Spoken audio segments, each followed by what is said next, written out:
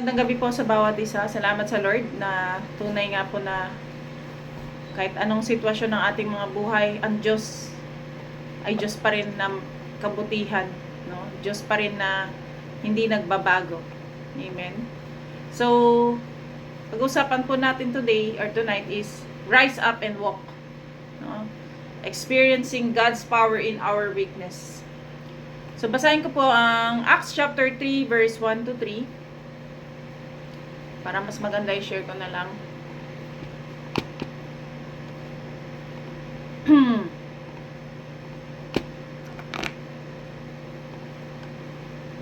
Kita niyo po bang? Okay, para mas malaki. Okay, so basahin po natin. Sino pong gusto magbasa? Sige, ako na lang. Acts 3 verse 1 to 10, Peter heals a lame beggar. One day, Peter and John were going up to the temple at the time of prayer at 3 in the afternoon. Now a man who was lame from birth was being carried to the temple gate called Beautiful, where he was put every day to beg from those going into the temple courts. When he saw Peter and John about to enter, he asked them for money. Peter looked straight at him, as did John. Then Peter said, "Look at us." So the man gave them his attention, expecting to get something from them. Then Peter said, "Silver or gold I do not have, but what I do have I give you. In the name of Jesus Christ of Nazareth, walk." Taking him by the right hand, he helped him, and instantly the man's feet and ankles became strong. He jumped to his feet and began to walk. Then he went with them into the temple courts, walking and jumping and praising God. When all the people saw him walking and praising God, they recognized him as the same man who used to sit begging at the temple gate called Beautiful, and they were filled with wonder and amazement at what had happened to him. Ang Diyos po magpala sa kanyang mga salita. Amen. Salamat sa Panginoon sa gabing ito. At patuloy po tayo, no, na pag-usapan natin ang Acts chapter 3. Ang background po nito, bago tayo dumiretso sa kwento, mahalagang makita natin ang background ng chapter 3 ng Acts. No, sa Acts chapter 2 po kasi nakita natin ang Pentecost. Pinag-usapan natin last week, no? Kung saan bumaba ang Holy Spirit at napuno ang mga alagad ng kapangyarihan. At dahil po dito, dumami ang sumampalataya mula 120 na tao, naging thousands na Kristiyano. And they nag-added every day. No? At ngayon sa chapter 3, pinapakita kung paano kumilos ang kapangyarihan ng Panginoon sa pamamagitan ni Peter at ni John. No? Hindi lamang sa pamamagitan ng pangangaral, kundi sa paggawa ng mga himala. At dito natin makikita na ang pananampalataya kay Kristo ay hindi lang sa salita, kundi may kasama ding gawa at pagpapakita ng kapangyarihan. Kaya ang kwento ng lalaking pilay na to ay hindi lamang kwento ng kagalingan, kundi kwento ng evangelism. Kung paano ang buhay na walang pag-asa ay nagkaroon ng bagong lakas through the name of Jesus. Amen. So makikita natin dito ang isang sitwasyon na puno ng kawalan ng pag-asa. 'Di ba? Yung isang lalaking to, pilay siya mula sa pagkasilang, araw-araw niya araw-araw siya binibitbit ng ibang tao sa templo para mamalimos, at ang tanging alam niyang gawin yun na nga, mamalimos, manghingi ng pera at barya. So ganito rin minsan ang pakiramdam natin sa buhay. Parang limited tayo, parang laging nakaasa tayo sa tulong ng iba. Ang problema, madalas iniisip natin pera lang, posisyon lang o tulong lang ng tao, makakapuno na ng kakulangan natin. Kagaya ng lalaki pong ito, ang tingin niya sapat na yung barya para mabuhay siya araw-araw. Pero hindi niya alam ang plano ng Diyos ay higit pa po doon. Kaya ang message po na ngayon na ito, ang tunay na pagbabago at kalayaan ay hindi galing sa tao, kundi galing sa kapangyarihan ni Lord. Amen. So, number 1 point natin, so again, ang topic po natin is rise up and walk. Experiencing God's power in our weakness. No? So, ngayon, panahon na to, maraming weak sa iba't ibang dako ng bansa. dahil sa naranasan nilang trahedya, no? So, alam po natin, no? Sabi sa Hosea ba 'yon? I forgot the verse. Tita, ano yun? If my people will, who is called by my name, should humble themselves and pray and turn from their wicked ways, I will hear from heaven and forgive their sins. Second Chronicles. Chronicles. 7:18 na to. Say tuloy. 7:14 or 18. Okay. Okay. Second Chronicles 7:14 tayo. Tama. Okay, no? Second Chronicles 7:14. 7:14. Tama. Yes, 7:14. No? So, katulad no? So, ang true revival po ng isang bansa, hindi lang naman yan ang kinakaharap ng bansa natin eh. Meron pang corruption at iba't iba pang problema. At hindi lang sa bansa nagkakaroon ng problema, sa iba't ibang dako ng mundo. No? Kung saan, talaga makikita natin yung signs of the last days.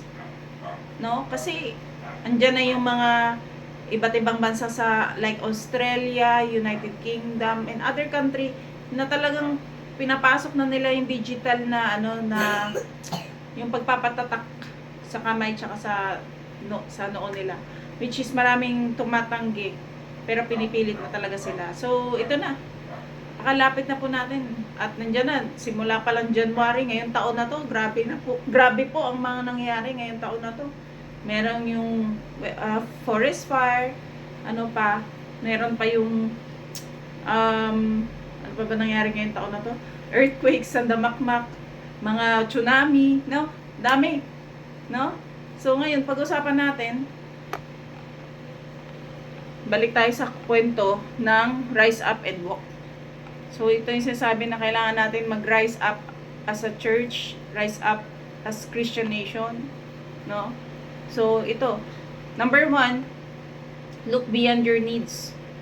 So verse 3 to 5, sabi, when he saw Peter and John about to enter, he asked them for money. Peter looked straight at him, as did John. Then Peter said, look at us. So the man gave them his attention, expecting to get something from them. So, ang pilay na po ito ay humihingi ng bariya. Pero si Peter tsaka si John, may nakitang mas malalim na pangailangan. Hindi lang pagkain na pang-araw-araw niya, kundi kagalingan na magbabago ng buong buhay niya. So, ganito po tayo minsan, nakafocus lang tayo sa panandaliang solusyon. Parang plus, pagka masakit yung likod, lagyan mo ng salon pass. Di ba? Mahilig tayo sa mga pantapal na solusyon lagi eh. Pagka yung sinisikmura ka, Kremel S, di ba? Ganon tayo eh. Na pagka okay na, tapos balik ulit kape. No? So Lord, no, bigyan mo ako ng pera, trabaho, kaunting ginhawa.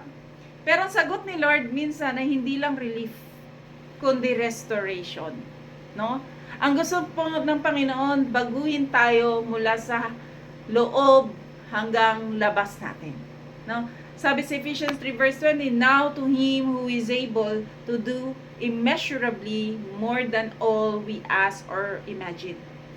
So, ang hinihingi natin ay maliit lang kumpara sa kayang gawin ng Panginoon. Amen. So, that is number 1, look beyond your need. Huwag lang tayong tumingin sa needs lang natin ngayon. Yung pantapal na needs lang.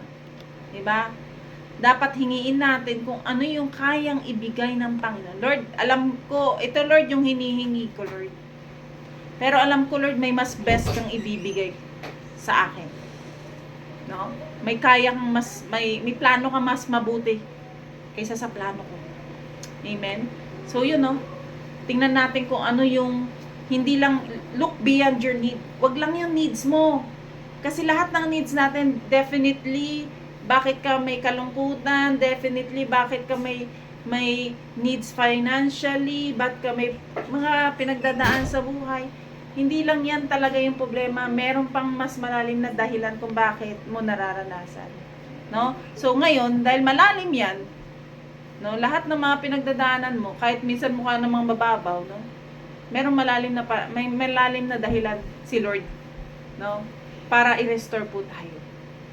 Okay? Number 2, receive the power of Jesus in Jesus' name. No? Sa verse 6 to 7, sabi po dito, then Peter said, silver or gold I do not have, but what I do have I give you. In the name of Jesus Christ of Nazareth, walk.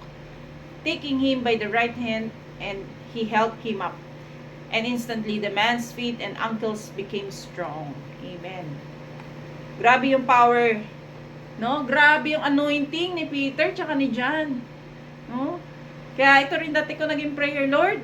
Gusto ko rin po yung ganong anointing nila Peter tsaka ni John. Yung dadaanan lang nila yung, di ba? Sa Matthew ba yun? Yung dadaanan lang nila yung tao. Yung anino nila. Nabibless na eh. Gumagaling na eh. No? Ganon. Grabe yung anointing, hindi para lang ipagyabang, hindi para ipagyabang o pagmalaki, but for the glory of the Lord, maging kagamit-gamit yung buhay mo. No? For His kingdom. No? Sabi ni Peter, silver and gold I do not have, but what I have I give you. In the name of Jesus Christ of Nazareth, walk. So, hindi lang pera ang sagot, kundi ang pangalan ni Jesus. So, ito ang paalala po sa atin, ang kapangyarihan po ng Panginoon ay higit sa lahat. Hindi po ito ordinaryong name lang. Eh kung sinabi siguro ni Peter tsaka ni John na in the name of myself, di ba? Walang mangyayari dun. Sinabi mo sa pangalan ko, pangalan ni Rona, di ba? Hindi pwede ganun. No? Bakit? Ano ba kapangyarihan natin? Kilikili power lang kaya natin, no? So, you know, no? So, ang kapangyarihan po ng ating Panginoon, His name, no? Every knee will bow and every tongue will confess that Jesus Christ is Lord. Lahat ng tuhod, yuyuko, kahit tuhod ng demonyo, kayang paluhurin sa pangalan ni Jesus. But of course, if we will use the name of Jesus, we will not use that na madumi yung puso natin, na may ginagawa tayong sin, no? In front of God, kasi baka balikan tayo ng demonyo. Di ba? Meron nga ako napanood sa Facebook eh. May parang mga evil spirit doon sa bahay niya. Ngayon, nagkakalampagan yung bahay niya. Nagbukas yung cabinet, ganun. Tapos pagbalik niya, sabi niya, in Jesus name, in Jesus name. Marunong mag-cast out. Siguro Christian talaga, pero mga ano siguro, yung mga lukewarm Christian siguro. Ayun, lalong nagwala yung bahay niya. Labas na lang siya, takbo siya labas. No? So, parang ganun eh. Hindi natin pwedeng laruin yung pangalan ni Jesus. Na may time na may napanood din ako kagahapon ba yun? Lumindol din sa Cebu. Tapos, nandun siya, construction worker. Sakto nagbi-video siya, tsaka nagkaroon na lindol. So, narinig ko yung mga tao na, Lord, ligtas mo kami. Lord, ganun. Nakakalungkot, no? Kasi, tuwing may sakuna, tuwing may problema, tsaka delubyo, naalalang tawagin si Lord. No? Pero pag panahon na nagkakasala, nakakalimutan si Lord. Panahon na masaya, nakakalimutan si Lord. No? Kaya, napakahalaga na gamitin natin ang pangalan ng Panginoon, hindi lang sa tuwing kailangan lang. But mas magamitin natin ang kapangyarihan ni Lord araw-araw. Kasi there is power in the name of Jesus. No? Sabi sa Philippians 2 verse 10 yun. No? At the name of Jesus, every knee should bow. In heaven and on earth and under the earth. So, kung pera lang ang binigay, no, sa pilay na taong yun, baka kinabukasan, andun ulit siya. Siyempre, back to normal. Nakaupo lang, humihingi, no? Pero nang tanggapin niya po ang pangalan ni Jesus, he accepted Jesus. 'Di ba? Tumayo po siya at gumaling. Hindi na bumalik yung dating niyang sitwasyon. So, kung totoo po tayong ligtas at totoo po talaga tayong pinagaling ni Lord, hindi na tayo dapat bumalik sa dating buhay. Hindi na dapat tayo bumalik sa sitwasyon noon. Kung sinib, 'di ba? Parang kasalanan, putik. Kung nasave na tayo ni Lord sa putikan, nilinis na tayo ni Lord through the blood of Jesus, wag na natin sausawan ulit yung putikan. No? Kung yung sitwasyon mo dati, ganun na, nagkamali ka na, wag mo nang ulitin. No? Katulad nung layman na ito. Wala siyang ginawa kundi mag-praise sa Panginoon at ipahayag ang Panginoon. No? Automatic, no? Believer pa lang, naging evangelist agad. Pwede pala yun, ano? Hindi naman pala kailangan mag-undergo agad undergo pa ng SOD. Pwede na pala mag-share ng gospel through your testimony. Right? Hindi ko sinasabing huwag kayo mag-undergo. Pero ibig sabihin, kahit new believer, pwedeng gamitin ni Lord para makasave ng soul. Amen? So, hindi, yung binibigay ng katapangan ni Holy Spirit na spread out yung word of truth, lumalabas automatically, yung testimony lumalabas automatically, pagkatotoong kumilos si Lord sa buhay mo, at naranasan mo ng totoo si Lord sa buhay mo. No? Amen? We just need to receive the power of Jesus. We just need to receive the name of Jesus in our lives. No? Hindi lang yung pangalan ni Kristo, but yung kapangyarihan ng pangalan ni Jesus. Amen? And last, number 3, walk in witness. Verse 8 to 10. Ang sabi po, when all the people saw him walking and praising God, they recognized him as the man who used to sit begging at the temple gate called Beautiful. They were filled with wonder and amazement at what had happened to him. No? So, walk and witness. Lakad at humayo. No? Siyempre, pag humayo ka, naglalakad ka din. So, meaning, lalabas ka. Itong kulang sa atin, mga nakakulong lahat tayo. No? So, pagkatapos gumaling nung pilay, hindi lang po siya naglakad. Ang sabi ng Bible, he jumped to his feet and began to walk. Then he went with them into the temple courts, walking and jumping and praising God. Kapag naranasan mo ang kapangyarihan ni Jesus, hindi mo kaya manahimik. Diba? Parang yung katulad na naranasan ng mga first and early church, pinag-usapan natin sa Acts chapter 2, they cannot contain the fire of the Holy Spirit in them. Automatically lalabas yan. Like a fire na hindi nako-contain sa isang lugar pagka nasunog ang bahay. That's the fire of the Holy Spirit. No? Hindi mo mapipigilan, matatanggal pati yung hiya mo because you are on fire on the Holy Spirit.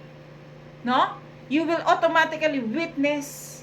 No? Wala ka ng pakels. Wala nang pakialam kung ano sasabihin ng ibang tao sa iyo, basta sabihin mo yung truth. No? Ito po yung dapat hinihingi natin ngayon eh.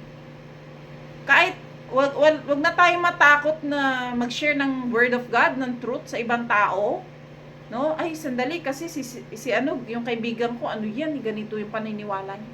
Ano naman kung yan ba yung naniwala niya? Kasi nga, hindi pa siya nakarinig ng truth eh. Kaya yun yung paniniwalaan niya. Ikaw na alam mo yung truth, i-share mo. Diba? So, nakaranasan mo kapangyarihan ni Lord, share mo. Paano ka tinulungan ni Lord, share mo. That is a testimony. That is evangelism. Diba? Ipakilala mo si Jesus, that's evangelism. Hindi mo kayang manahimik kapag may ginawa si Lord sa'yo. Diba? Parang pag testimony tayo, ang bilis-bilis natin eh. Pero kanina parang parang tulog pa tayo. Mukhang mas marami yata mamaya kaya ganon. Excited na.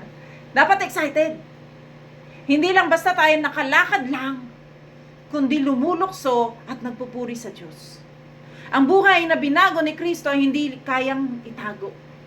Kaya nga sabi, lalabas at lalabas talaga ang puno. Ang bunga ng puno. Sorry. Puno lumabas sa bunga, baliktad din. Kaya nga po, sabi ni Jesus sa Matthew 5:16, let your light shine before others that they may see your good deeds and glorify your Father in heaven. Ang bawat himala na ginawa ni Lord sa iyo ay patotoo para maitaas siya sa harapan ng iba. Amen. So that is 3 points lang, no? 3 points. Basketballista. So ang topic po natin, rise up and walk. Ngayon, feeling down ka? Ngayon, in the name of Jesus, rise up and walk. Feeling down ka emotionally, spiritually? Now, in the name of Jesus, walk. No? Experience God's power in the name of Jesus through our weakness. No? Kahit may weakness tayo, kahit may pilay tayo. No? Ano bang part ng buhay natin na pilay ngayon? No? In the name of Jesus, lalakad ka ngayon ulit. babalik ka ulit, magkakaroon ulit ng restoration. Hindi lang basta pantapan lang, hindi lang basta yung gumaling ka lang ng saglit, hindi lang relief, kundi restoration ang gustong ibigay ng Panginoon sa atin. Kaya, ang kwento po ng Acts chapter 3, nagpapaalala na si Jesus ay nagbibigay hindi lamang ng pansamantalang tulong, kundi bagong buhay. Tulad ng pilay, hindi barya ang natanggap niya, kundi kagalingan at kalayaan. Hindi mo matatagpuan yan sa tao. Hindi mo yan matatagpuan sa pera. At lalong hindi mo matatagpuan sa mundong to. Kaya ang anuman po ang pinagdadaanan natin, meron tayong kahinaan, problema, pagdadapa, tandaan mo, sa pangalan ni Jesus may pag-asa ka. Sa pangalan ni Jesus may kagalingan. At may bago po tayong simula. At kapag naranasan mo na siya, huwag mo na siyang itago. Maging kagaya ka ng pilay, tumayo siya, lumukso, at nagpuri kay Lord. Dahil ang binago ng Panginoon, siguradong may kwento dapat, iba, na dapat niyang ibahagi. No? Amen? So ngayon, sa gitna po ng lindol at pagputok ng bulkan, no? Ng Taal Volcano, huwag tayong tumingin sa kakulangan natin. No? Tumingin tayo kay Lord. Lalo na sa maraming kung ano pong kaya natin itulong, bigay tayong tulong. Kung hindi mo kaya ng financial prayer, pag-pray natin. Kapag naranasan natin si Lord sa buhay natin, dapat it will just, no, you cannot contain it. Meron nga po ako nakausap sa LinkedIn. Kasi as a funnel builder, LinkedIn po ako nag-i-stay ngayon usually. Although marami akong post sa Facebook, pag ganun-ganon ako. Part of my job. Kasi para kang nagtatanim kasi ng buto sa mga tao para mas ma-establish yung authority mo tsaka yung trust nila sa'yo. So, ganun po yung ginagawa. Ngayon, may nakausap ako isang church planter sa Pakistan. Tapos, parang tinanong niya ako kung nakarating na ba ako ng Pakistan. Sabi ko, hindi, wala pa kasi wala naman akong ganung kalaking pera para makarating dun. Tsaka wala pa ako pinupunta kahit anong bansa. Sabi ko. And, it really na-open na yung heart ko and open naman yung mind ko sa message ng Panginoon, lalo na sa Book of Acts. Yung sinasabi ng Bible na kung kaya ng early church na mag-share ng gospel, mag-evangelize, no? More than 3,000 in one day sila Peter. 3,000 in one day, and every day nakakasave sila ng libo-libo. Bakit tayo hindi natin kaya? Takot tayo kasi ako personally, takot ako sa responsibility na maraming hahawakan kasi alam mo na marami ka ng responsibility. No? Like for me, full-time mom, tapos ministry, disciples, no? Yung mga ganong takot na minsan parang, Lord, hindi naman ako nahihiyang magsalita eh.